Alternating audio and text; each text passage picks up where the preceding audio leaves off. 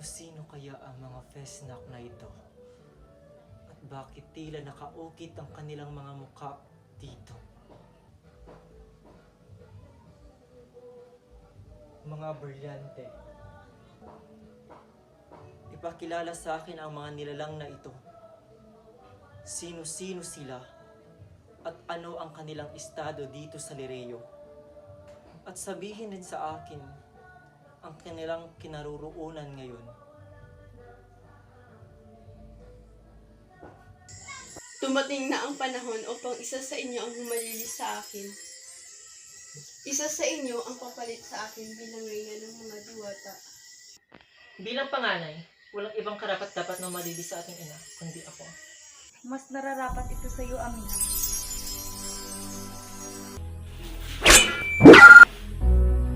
Dahil wala na isa sa inyo magiging reyna. Ang mga brilyante. Kunin mo ang mga brilyante at gamitin mo ito laban sa iyong ina. Ano ang nilalaman yan?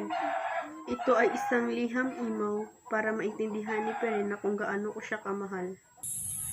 Dahil galit ako sa aking ina. At gusto mo silang paghigantihan. Tama ba? Namayapa na pala ang mga reynang ito.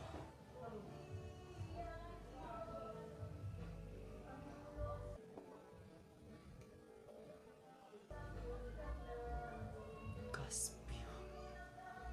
Eteno, humihingi ako ng paumanhin sa ginawa ng ating ado. Wala kang alam sa lahat ng pinagdaanan ko.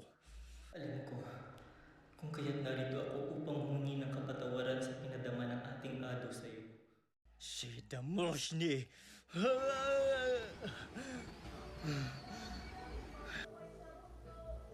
Ika'y humanda sapagkat ika'y aking isusunod.